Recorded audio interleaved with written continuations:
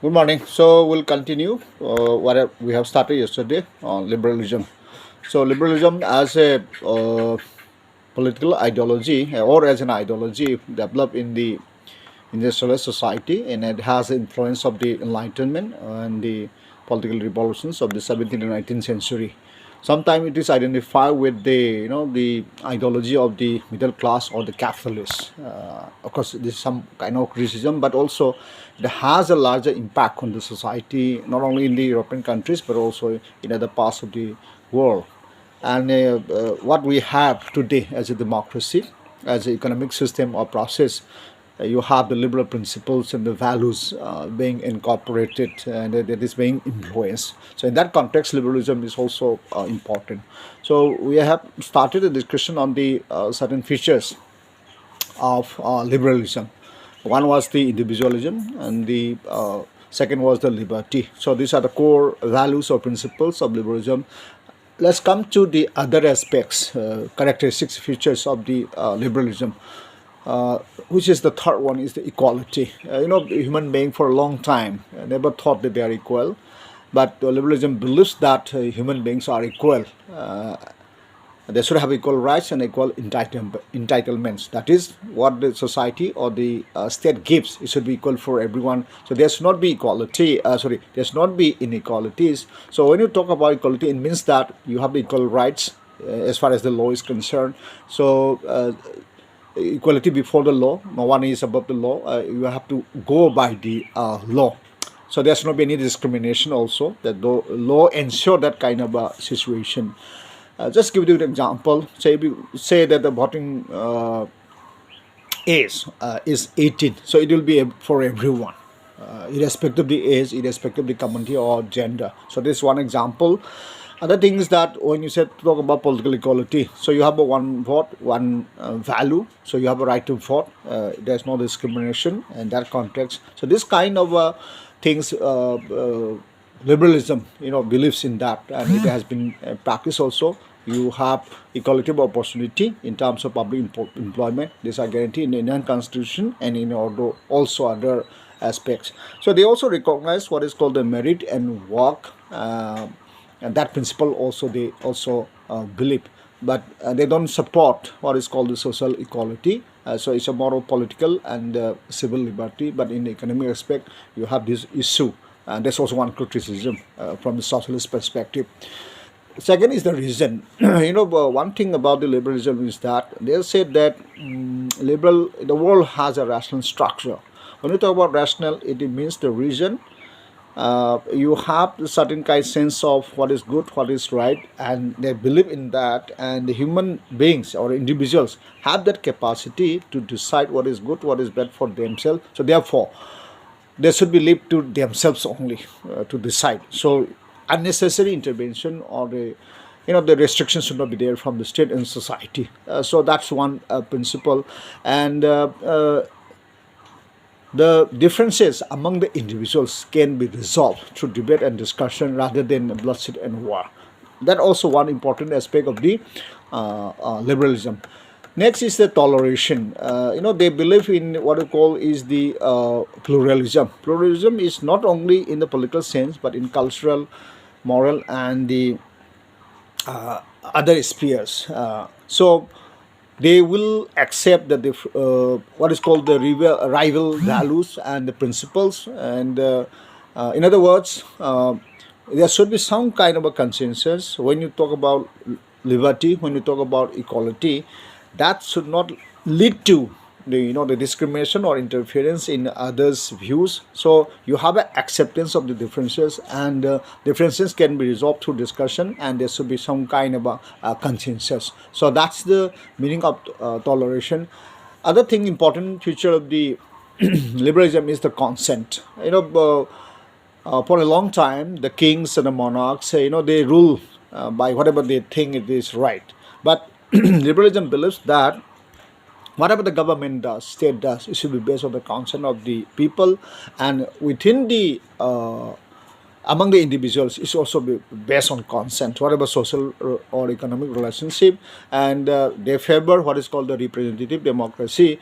When you say representative democracy, it means that individuals citizens, should select their representatives, and they should be, renewed. They can be rejected also. Those who have elected according to their performance. So that's one concept of the consent. So you have periodic elections in say democratic countries. So if they are not performing as per what has been promised, or if it is not if it is against the interest or the will of the people, then they can be removed. So through the election, so you have change of government, change of the MLAs or the MPs. So that is the idea. What is called by the consent. So in other words, power should be legitimate. It should be accepted. It should not be force or the violence. Another important feature of the last one is the what is called the limited government or constitutionalism.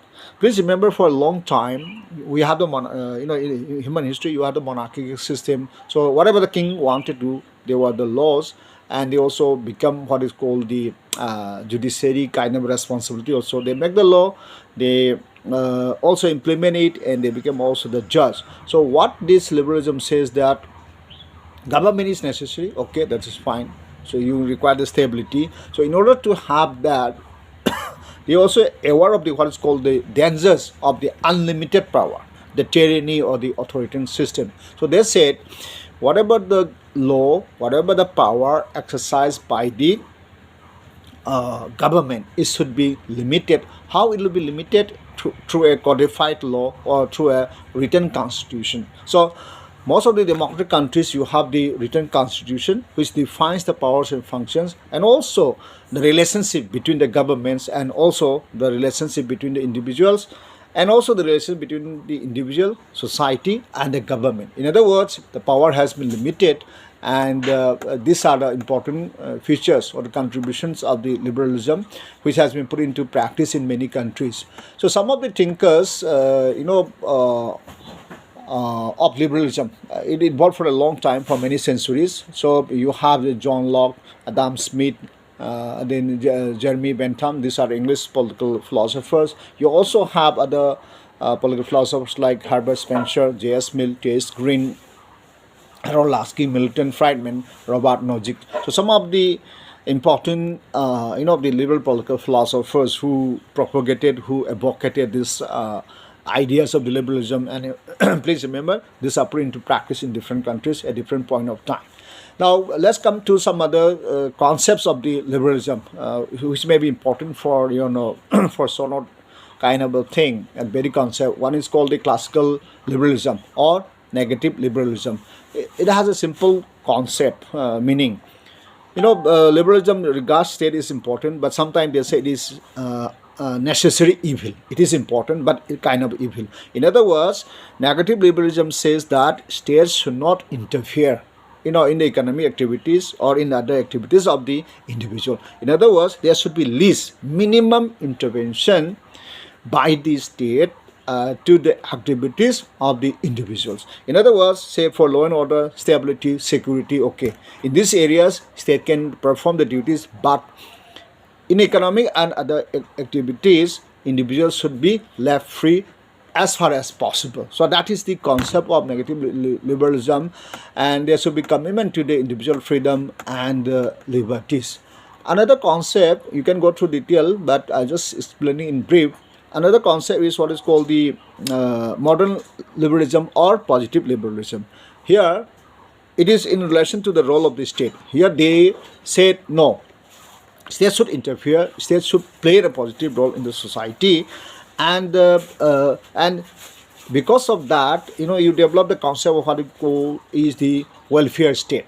In other words, states should provide the services, basic necessities like education, food, and other things should be provided.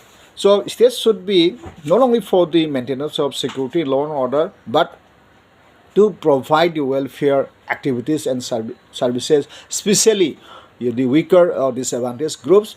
So states should provide those basic necessities of the individuals. So it has a positive role of the state vis-a-vis the society and the individuals. So that is the concept, what is called the positive liberalism. And other thing is the what is called the neo liberalism or contemporary liberalism, the present liberalism. Okay, so it is the the re-emergence, demand for restoration of the what we talk about the classical liberalism. So it is in the chronological sequence in the timing. In the beginning, you have the classical liberalism where they oppose the role of the state in the economic and other activities. But now, in the present time, the liberals are arguing, what is called neoliberalism is arguing that no, states should not interfere. You should have a minimum intervention in the what is called the of the role of the state in the economic and other activities. So you have the concept of what is called the restore what is called the laissez-faire principle in the economic sphere. In other words, they oppose the state intervention, and it is against the government's role in the economic activities.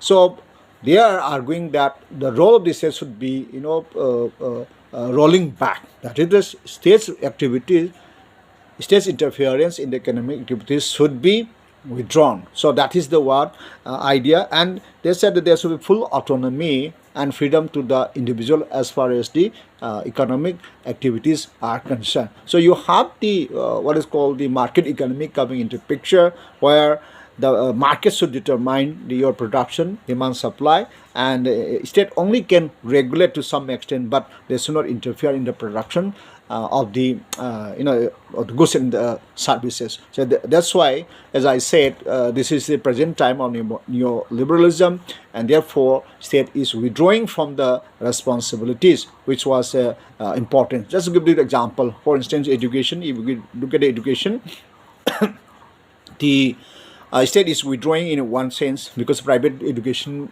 institutions are coming up. Similarly, in the health sector, if you look at that, the private healthcare hospitals are coming up. Like that, in the telecom or telecommunication, you have the private service providers are coming up. Other than the even in the communication mass media, you have the whole lot of the private channels, private platforms are coming up. So liberalism at this point of time, what it calls the neoliberalism, believes in the what is called the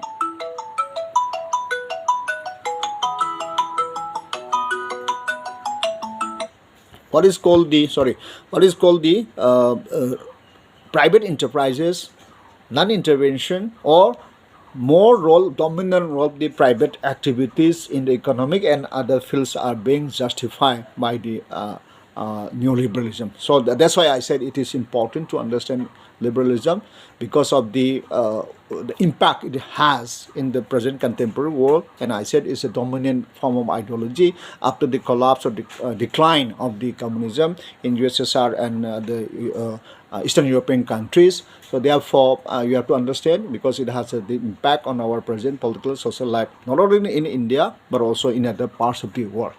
So today we'll end here. Thank you for joining. Tomorrow we'll take up the last portion of the Unit 4, that is on socialism. So bye for now, and thank you for joining.